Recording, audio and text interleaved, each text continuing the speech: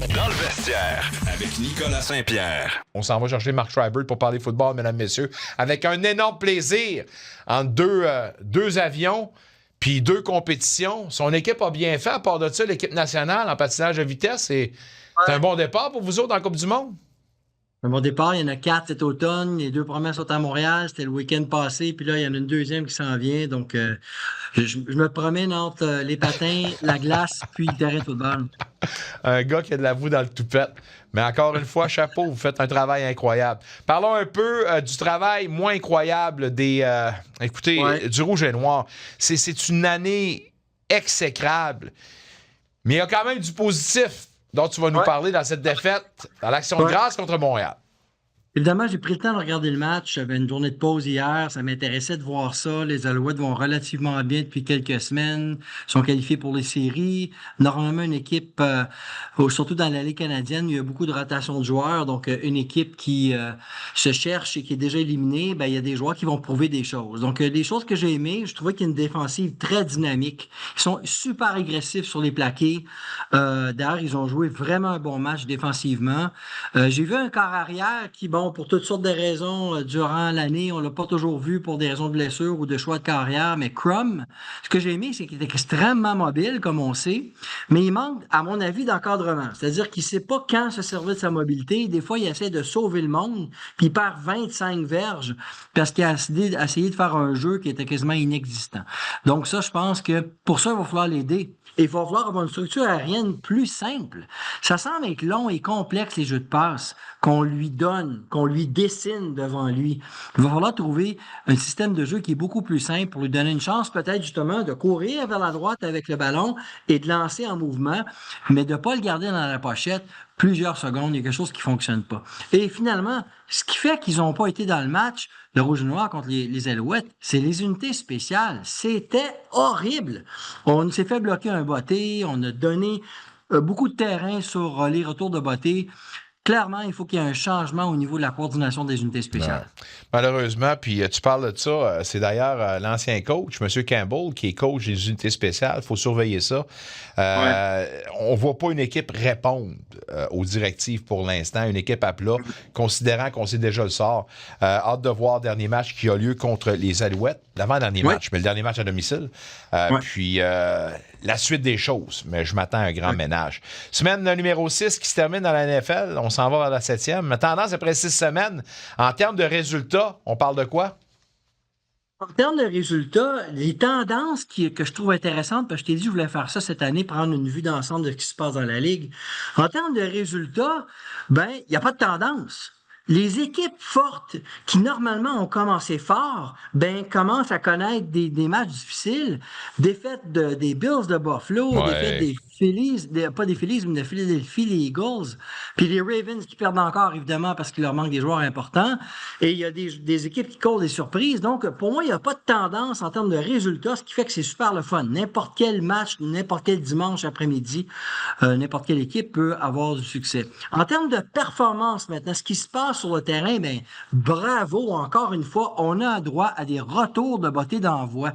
Ça fait 15 ans qu'on cherche dans cette ligue-là, parce que c'était une perte de temps, la mise en jeu du ballon en début de match, en début de demi ou au retour d'un toucher.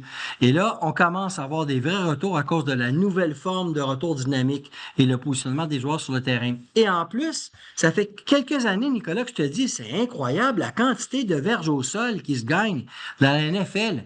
On gagne, maintenant, c'est rien un match de 100 verges. On était commencé habitué à avoir des matchs de 200 verges. Mais la défensive, tranquillement pas vite dans son ensemble, commence à s'ajuster. On commence à concéder moins de longs gains. On commence à contenir les porteurs de ballon parce qu'on ramène, je trouve, les plus gros bonhommes comme secondaires de ligne. Donc, pas nécessairement les meilleurs pour reculer en couverture, mais des bons joueurs pour faire face au sol. Donc, je pense que, tranquillement, la défensive commence à s'ajuster sur l'offensive au sol. Tu as aimé les matchs du lundi soir, un autre doublé hier, là, puis une surprise, celle d'Atlanta qui est allée rosser les Bills. Là. et rosser les Bills. 2 matchs relativement proches en termes de score. Atlanta qui gagne 24-14. Bon, 10 points, on a failli marquer des points du côté de Buffalo, mais regardez, il n'y a personne qui va gagner. Je parlais de verges au sol tantôt. Ben, Atlanta a couru pour 210 verges contre le front défensif de Buffalo. John Robinson, à lui seul, avait 170 verges de course. Je pense qu'on n'en avait pas 100 du côté des Bills à un moment donné. Et donc, c'est dans la façon que ça s'est fait aussi. Le front défensif, Nicolas, les bonhommes là, qui se placent là, devant la ligne à l'attaque, ils se sont fait reculer à chaque jeu au sol. Donc, moi, j'ai pas reconnu Buffalo. J'ai toujours été une équipe qui, normalement, sont très forts sur les 2 lignes, sont difficiles à déplacer. On n'était pas là, donc, encore une fois, ça me ramène à mon commentaire du début. Les choses habituelles à lesquelles on peut s'attendre, ben, il n'y en a pas de tendance présentement, et c'est ce qui fait que ça fait une ligue super intéressante à regarder. Moi, je trouve que Allen force trop un peu le jeu. Il y a trop d'improvisation. Un peu comme Mahomes le faisait l'an dernier. Il me semble qu'on le laissait trop vaquer à ses affaires. Il dit, ça marche pas, fais de l'improvisation. Allen doit rester un petit peu plus stable dans la pochette. Je sais pas si tu vois les choses de la même façon, là, mais...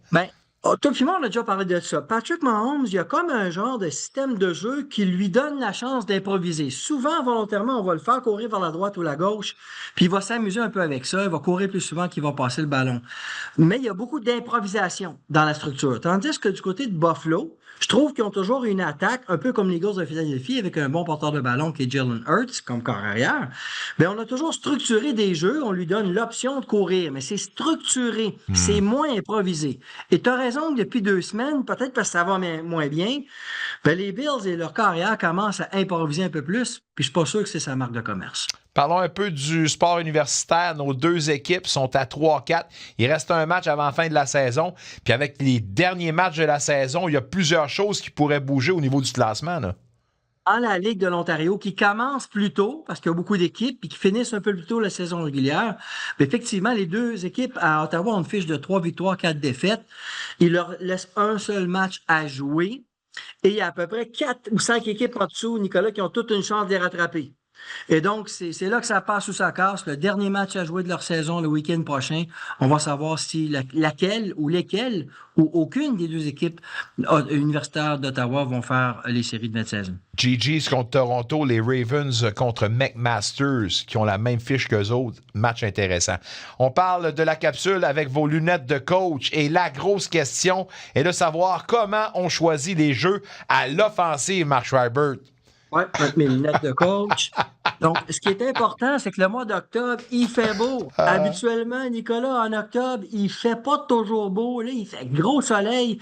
J'ai parlé à quelques coachs, mes collègues de travail des dernières années, puis ils disaient qu'ils sont constamment affectés par le soleil plombant, surtout s'ils jouent en fin de journée. Donc, il y a très peu de nuages, ce qui fait que le soleil arrive comme ça sur le terrain et ça affecte un peu les joueurs. Et puis donc, je trouve ça intéressant aussi de savoir que des fois, ça peut affecter le choix des jeux. Mais comment on fait pour choisir les jeux à l'offensive? Il y a un coach qui est responsable de ça, de choisir les jeux. Bien, la première des choses, c'est que du travail qui est fait en amont. On analyse l'adversaire, la défensive contre qui on va jouer. On regarde leur tendance de blitz. Ils ont tendance à blitzer au 2e essai, vers la gauche, par la droite. Quel type de couverture de passe ils vont jouer? Et est-ce que, de quelle façon ils vont s'ajuster? Est-ce que si je mets 3 receveurs d'un côté, qu'est-ce qu'ils font de l'autre côté? Donc, ça va nous aider à déterminer un peu ce qu'on va faire. Ensuite de ça, il faut s'ajuster dans le match. Le match commence, c'est bien beau d'avoir prévu ou projeté des choses, mais qu'est-ce qui se passe pour le vrai? Peut-être que j'ai un receveur qui n'arrive pas du tout à se démarquer à la droite, ou encore j'ai un porteur de ballon ou une ligne offensive qui a de la difficulté à composer avec les gros bonhommes à notre gauche, bien ça va influencer le type de protection, le type de jeu que je vais appeler. Finalement, il faut aussi penser à nos tendances. Plus le match avance, l'équipe adverse aussi nous regarde jouer. Ils regardent nos tendances, ils regardent nos forces et nos faiblesses et vont probablement s'ajuster. Donc, c'est intéressant d'avoir quelqu'un sur mon équipe qui nous regarde, qui regarde c'est quoi la séquence des jeux qu'on a appelé quand c'était le premier essai, le 2e, le 3e, parce que les autres vont s'ajuster à ça. Il faut que moi-même, il faut que je fasse attention à mes propres tendances quand j'appelle les jeux au football. Et finalement, il y a la possibilité de changer les jeux à la ligne. Le sans caucus, soit que le sans caucus, il est prévu, Ou encore, le carrière arrive à la ligne puis il se rend compte que, oh, moi, ça fonctionne pas. Là, on a appelé un jeu de course à gauche. Il y a trop de monde, il y a un surnombre. Faut changer le jeu. Donc, jouez le jeu. Amusez-vous au lieu de regarder le match de foot que vous allez voir choisir ce week-end. Au lieu de regarder puis voir ce qui va se produire, essayez de deviner plutôt. Jouez le jeu. Si vous étiez le responsable d'appeler les jeux, le coordonnateur à l'attaque, en fonction de ce que vous venez de voir, vous appelez quoi, vous, comme jeu? Quelle est votre sélection? Vous allez voir une façon très intéressante de regarder un match de foot. J'aime autant être dans mes souliers que dans les souliers de celui qui doit appeler les jeux. Mais tes lunettes te font regarder comme un gars de $1 million look. Alors, je te dis à toi, mon $1 million, mon $1 million man, merci à toi. Excellent travail avec ton club. Puis on se dit à la semaine prochaine. Bon week-end. Mark Shervert, mesdames, messieurs, il n'y en a pas un comme lui, le meilleur vulgarisateur du merveilleux sport. Un retour sportif 100% local dans le vestiaire avec Nicolas Saint-Pierre.